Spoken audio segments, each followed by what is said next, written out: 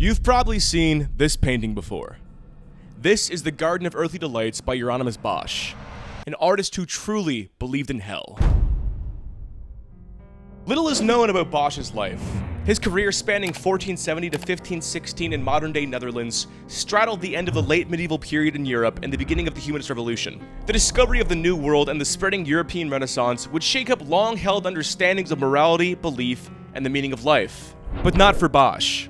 A devout Catholic, Bosch was subsumed by the biblical realm, a world of narratives and torment beyond comprehension.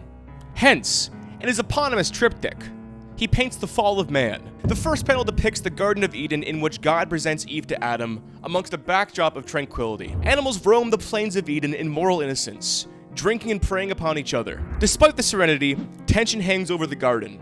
Adam looks lustfully upon Eve. Eve glances down in shame. A single fruit lay on the ground to Adam's right as a snake descends a tree in the background. All while God gazes directly out at the viewer. A foreshadowing of the judgment to come. Now, what exactly is depicted in the central panel has been long debated. Most agree it's a continuation of Eden, not from the biblical perspective, but rather the human perspective, characterizing utopia as a world of endless pleasure. The sin of lust. No children or elderly are to be found in this scene, just nude young adults partaking in orgiastic pleasure, answering God's question from Genesis, "Who told you that you were naked?" with a simple, "Nobody." Not yet, at least. Humans shamelessly play, dance, converse, and bathe. There is no structure to this world, no power games being played or authority to answer to. Just dopaminergic joy. And this is a life we all want. One free of stress, mortality, or competition. Free to fuck and indulge without consequence. Sadly, humans aren't utopic ideals.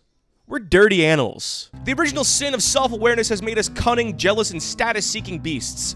The Garden of Earthly Delights is a world free of responsibility, and therefore a world devoid of meaning. Chasing the pleasure depicted here would lead us down a dark path of hedonism and eventual suffering. This brings us to the third and final panel. Devoid of color and joy, the third panel depicts the consequences of lust. Cast all around the frame are the dead or tortured bodies of humans, eaten by the very animals they once frolicked with. Musical instruments are now used as torture devices, referencing the Christian superstition of music's corrupting power. Depicted on one body is accurate sheet music, posthumously titled Butt Song from Hell. This song has been playing in the background since the start of this segment. Many of the previously shameless people attempt to cover themselves, for they are now not only aware of their nudeness, but also the folly of their behavior. And sitting center frame is what seems to be a self-portrait of Bosch himself, his face held at an angle common with artists' self-portraits. Within his torso are men drinking and gambling at a tavern, perhaps signaling his own internal struggles with lust and addiction. But regardless of our readings, this is hell. This isn't an allegory of hell. This isn't symbolic of the concept of suffering. This is a depiction of hell from a man who truly believed in eternal damnation and the consequences of sin. But what's fascinating is what happens when you close the three panels together. Pictured on the exterior of the painting is the world during creation, probably on the third day. The shutting of the triptych revealing the third day of creation creates a closed circuit, an internal narrative logic where man is created, sins, and falls into the depths of hell. This narrative richness has cemented Garden of Earthly Delights as a seminal work in the Western art canon, right alongside the Sistine Chapel and Mona Lisa. A painting you can fully disappear into as you become subsumed by subliminal narrative and hyperreal imagery. A perfect example of world building. World building is a concept familiar to anybody who's engaged with a piece of fiction at least once. So rather than do the video essay thing of over-explaining a basic idea to fill runtime, I'm going to paraphrase somebody who did it better. In the YouTuber A Closer Looks video where he compares the mechanics of Skyrim to Hideo Kojima's Death Stranding, he perfectly illustrates what makes a believable world. Something he calls internal realism. In Skyrim, there are thousands of mechanics, many of which aren't fleshed out in a way that makes sense at all. For example, there's a spell called Transmute that gives the player the ability to transmute iron ore into gold. Skyrim's economy is based on gold pieces, meaning that, were this spell to be used by anybody besides the player, they could single-handedly crash the economy by literally printing money. Hyperinflation that would put Venezuela to shame. This lack of foresight for the implications of the game's mechanics breaks the game's internal realism. It makes the world unbelievable. Contrast Skyrim with Death Stranding, and the differences in world building become painfully obvious. Rather than having thousands of shallow, gimmicky mechanics like Skyrim, Death Stranding has a few the game explores in painstaking depth. In Death Stranding, the rain rapidly ages everything it touches, a mechanic called Timefall. If the rain touches your hair, it goes gray. If it touches your skin, you wither into an elderly person and die. A mechanic that has massive implications for Death Stranding's universe. For example, the game takes place in post-apocalyptic America, but the terrain looks nothing like the US. There are no trees, forests, or bushes, just grass and moss. This is because Timefall has aged any tree or bush out of existence, not allowing them to grow, leaving only grass and moss the ability to grow for a few days before it inevitably rains again, killing everything. This mechanic is never explained to you. It's not shoved down your throat as some weird backlore. It just exists because it makes sense for it to exist. A closer look also points out that people have utilized Timefall to speed up production of crops, illustrated by a brewery that selectively exposes its barley to rain in order to mass-produce beer. Again, something that just exists in the world because it makes sense. Like Bosch with his illustrated Sin of Lust, Death Stranding creates a vacuum-tight seal. The world is contained with no logical leaps or lapses. But unlike Bosch, Kojima doesn't believe in the world he created. It's fictional. The Garden of Earthly Delights isn't a fictional game world. It's a reality that Bosch genuinely believes in, along with any good, God-fearing Christian in the 15th century. This painting isn't some machination to express how seeking dopamine will leave one feeling empty or something. This is saying that if you commit objective sin, you will go to literal hell. So knowing this, what if we take world-building principles and flip them on their head? Instead of using internal realism to project inwards and create a self-contained universe, we employ world-building techniques to project outward, creating art that holds a mirror to the reality we already exist within. It's here that we find the true purpose of art, a communication tool that reflects something about the society in which it was created, whether that be religious beliefs, existential warnings, or ideals of power. Give me 20 seconds. I turn down sponsorships all the fucking time because I'm not a shill. Here's a sponsorship offer I got from Pop Mart to open a Labubu on camera. Fuck that. This entire channel is basically Patreon funded, so if you want to join the Patreon, join the book club. I run a media club. This month we're watching Serial Experiments Lane and talking about it monthly. If that all sounds interesting to you and you want to support me, please follow me and subscribe to me on Patreon. During the late 18th and early 19th century, visual art was shifting away from the aristocratic decadence of what was known as the Rococo style, and into something more high-minded and idealistic. The first excavations of ancient Roman sites like Herculaneum and Pompeii had thrust classic Greco-Roman art into public consciousness, inspiring the anthropologist Johann Joachim Winckelmann to create a chronology of ancient classical art. His famous book, History of the Art of Antiquity, is considered to be one of the first modern works of history, proposing a grand theory of the purpose of art and detailing ancient Greek and Roman art from inception to collapse. Most importantly, Winckelmann suggested the purpose of art was beauty.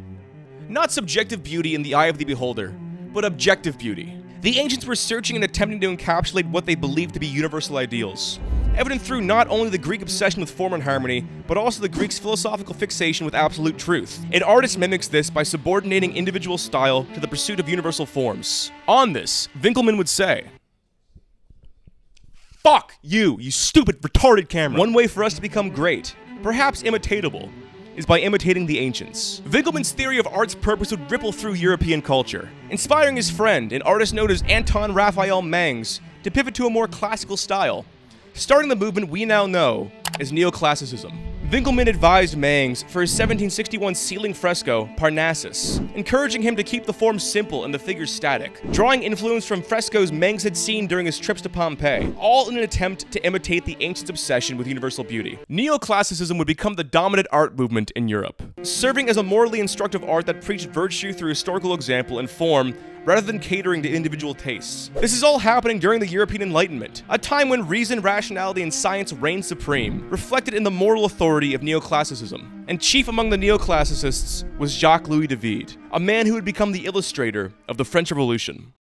In his 1784 work, The Oath of the Hirashi, David depicts three brothers agreeing to sacrifice their lives to save Rome from imminent war, an image that has become a paragon of masculine self-sacrifice and Enlightenment ideals. Sticking with neoclassical form, the lines are sharp, the palette is somber, and the message is clear. But what's interesting about this piece is how the themes of sacrifice for the state were ultimately co-opted for the French Revolution. As revolutionary vibes loomed in France, art began to shift to worship the state and the monarchy in a bid to reinforce state power. David was commissioned to paint Oath of the Hirashi by the king's assistant, while he was staying at the Louvre with direct permission from King Louis XVI.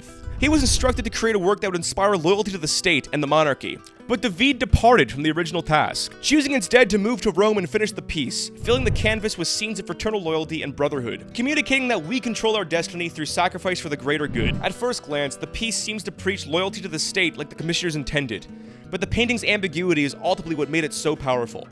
David would go on to paint masterworks like Napoleon crossing the Alps, the death of Marat, and the coronation of Napoleon, using neoclassical style and symbolism. David represents self-sacrifice for higher ideals while glorifying the revolutionary mantra of liberty, equality, and fraternity. What's reflected here in our world-building frame is the belief in destiny, and the use of mythology and religion to expound agency and free will, core principles of Enlightenment thinking in the late 18th century. There's something supernatural about David's work. It clearly believes in itself. It believes there's a point to all of this, a goal to reach. This is what people believed in at the time. This is the meta-narrative of late 19th century France. Self-sufficiency as a tool for manifesting destiny has basically created the Western world, but it's also an isolating force. As the 19th and 20th century unfolded, self-sufficiency became selfishness outright. The uniting principles that once built our collective mythos gave way to bootstrap capitalism and self-exploitation in service of chasing the bag. Our third places began to disappear, the public sphere corroded, and we became ever more isolated from each other. What then is the art that holds a mirror to this reality? Who is the artist that projects the world of modern loneliness and social isolation? At our world-building journey, we jump forward to the 20th century to discuss an artist famous for being bleak, although he hated those allegations. None other than Edward Hopper. Unlike David's heroic neoclassical world of civic virtue, Hopper builds a reality where destiny is dead, leaving only anxiety in its place. His paintings don't just depict loneliness. They construct a universe where loneliness is the fundamental condition of existence. Hopper's work, created mostly between the 1920s and the 1960s, has a landscape-like quality. Even when figures are present, they have no dynamism. They lack the strong verticality of David's moral imperatives.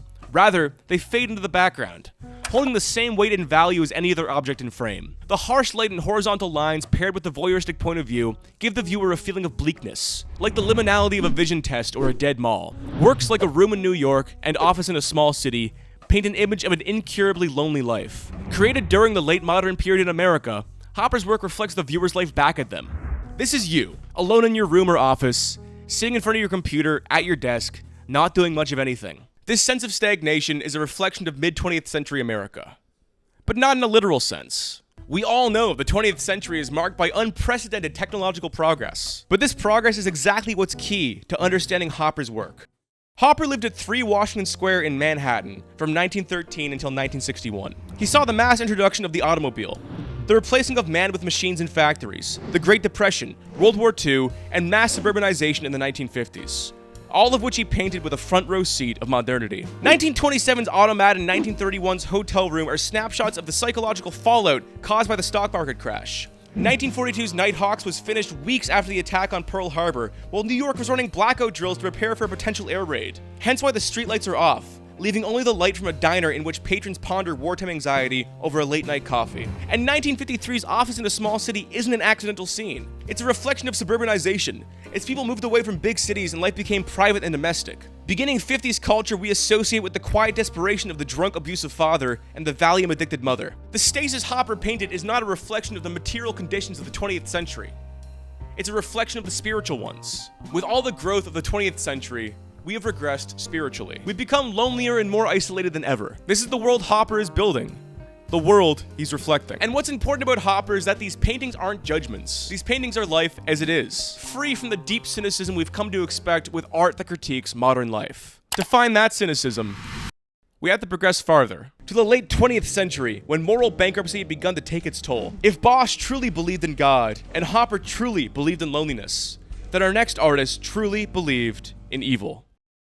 After finishing university in Chicago, a young artist named Leon Golub moved with his wife Nancy to Paris to study masterworks in ancient sculpture, the very same works that David studied during his stint at the Louvre. Golub was inspired to paint the brutality of man, raw violence in its purest form. His early 60s works, like the Gigantomachy series, are in direct conversation with Greek relief sculptures of wrestlers, with their platonic ideals of aggression and power. But something fundamental was eating at Golub. After moving back to the US during the height of the Vietnam War, Golub saw, unfolding on the news, not abstract images of the idea of violence, but real violence. Men in uniform torturing and being tortured, mass graves and crimes against humanity. Faced with the realism of war, his work began to feel opulent. When asked about his work after returning to the US, he would say, "It became embarrassing. I was painting guys struggling with each other, an aggressive male kind of power. They were nude, not in uniform, and fighting with their hands." By the early 1970s, Golub was painting almost journalistic images of violence. His work, Vietnam II, is complete with men in uniform, tanks, and terrified civilians, reflecting to the viewer that evil is real and it's happening right now. There are no winners and losers, and America specifically is not justified, nor is it seeking a higher ideal. There is only irrational brutality. Similar to Hopper's scenes of America's loneliness, Golub isn't making a judgment. These paintings aren't moral prescriptions or warnings. They just are. On this, he would say, the actions that I paint are incipient. They could take place under almost any circumstances. Political violence and political interrogation can happen anywhere. Golub doubled down on what he called brutal realism as the Vietnam War came to an end. Throughout the 1970s and 1980s, Golub's Mercenaries, Interrogation, and White Squad series directly engaged with Cold War brutality, US foreign interventions, and the normalization of torture and political violence. Golub's work deliberately implicated the viewer, forcing them to confront their own complicity in systems of power. Paintings to show that evil is no longer a moral category, but simply another tool of control. When asked who the people in his paintings are, Golub replied, "You and me. You can be on one side or the other. You can be on the ground as the victim, or you can be the guy holding the gun to the victim's head. Given the circumstances, any of us could play different roles." Golub painted some of his greatest works, the Interrogation series, on the heel of the 1980s, during a period when American power structures were revealing their most brutal realities. The Iran-Contra affair from 1985 to 1987 exposed how government officials operated completely outside legal and moral frameworks, secretly funding death squads while lying to Congress and the American people. Simultaneously, the crack epidemic was devastating American cities, with murder rates doubling in affected communities and creating a permanent state of violence. In Central America, US-backed death squads were killing 800 people per month during the early 1980s, while income inequality reached levels not seen since the 1920s. Golub's mercenaries and interrogators weren't fictional monsters. They were portraits on how power actually operates when moral constraints have completely collapsed. And it's here, in the full embrace of moral collapse, we move on to our final artist. Or should I say, art movement. Rather than cover a singular artist, I'm going to cover a movement. This movement has gone by many names: neo-pop art, pop street art, and other monikers that aim to legitimize it. But I'm going to call it something different. A name it deserves. A name that perfectly encapsulates the ethos of the movement. The ROI movement. Return on investment. The sales of ultra-contemporary artists have exploded over 300% from 2019 to 2021. Artists like Romero Brito, Richard Orlinsky, Damien Hirst, Murakami, George Kondo, Kaz, Jeff Koons, and Casing Lung's Labubu Toys. The significance of these artists' works are measured by their hype and resale value. They are created like a business through brand identity rather than artistic vision or commentary. Repeatable motifs that can be reproduced across multiple price points. Similar to the Louis Vuitton monogram or the Nike swoosh. You can buy into the artist with a $15 t-shirt or a multi-million-dollar original sculpture, allowing all classes of people to participate. These artists intentionally exist in superposition between low-class street culture and high art. Their work is endlessly propagated in sneaker stores, luxury streetwear collabs, Rodeo Drive, and Brickell in Miami. These objects spread virally through social media as simulations of status and paragons of desire. And what they reflect about the culture that created them is that now all that matters is hype. Nothing more. Lisa, a member of the K-pop group Blackpink, was spotted wearing a Labubu keychain in April 2024. A year later, and the American website is fully sold out, leaving only eBay markups and resellers. Romero Brito got his break with an Absolute Vodka collab in the 1980s. His work is now pre-built in the new luxury condos as a selling point. Orlinsky's sculpture, Lapone, was chosen as the centerpiece of the Maison El Bar hotel chain. Critics and curators have referred to this as hotel lobby art, ostentatious decoration that serves to increase the perceived status of the building. A feature that clearly lessens the merit of the work. But that doesn't matter. The work doesn't need merit, because it makes money. In an Orwellian fashion, these artists come and go, leaving barely a memory of their existence. Pump and dumped like a meme coin or NFT. The value of these art objects are their ability to produce value, nothing more. Contemporary art value is driven by the extension of market principles, rather than by art itself. Contemporary capitalism, dematerialized as financialization, now comprises a naturalized ambience that is both everywhere and nowhere. We're witnessing the fossilization of a culture that has ceased to believe in anything except its own capacity to generate value. ROI art is reflective in a culture's lack of belief in itself. A culture void of Bosch's religion or David's destiny. A culture that has moved through Hopper's isolation and Golub's evil. A culture that not only accepts the worship of capital, but one where capital is the highest ideal, analogous to the morality and theology artists used to preach. In a simulation culture, nothing is real. You don't know who you are. Our desires are hijacked by social media posts and our personalities are a coagulation of trends. In a world of actors, the art acts like art. The people act like people. But everything is less real than it used to be. A copy of a copy of a copy, recursively propagating itself. The pieces of us are there, but they no longer make a whole. When you go to a museum or gallery, you're not just looking at art. The frame holds the artifact, but also acts like a window into a past where people used to believe in something. Galleries are mausoleums of truth, showing us who we used to be and what we've lost. We look at a David or a Hopper and gawk at the fact that these men believed in something. These men were reflecting the society that produced them. And this is the true purpose of art. All art is reflective of the culture that produced it. Whether it's the recursive void of the ROI movement or the deep belief in moral imperatives of the Neoclassicists. Art is world building. Similar to Bosch's garden, we now worship ourselves. A world free of responsibility to something bigger than ourselves, and therefore, a world devoid of meaning. We are in the third panel of the Garden of Earthly Delights, reaping what we've sowed. And for Bosch, an artist who truly believed in hell, we're already there.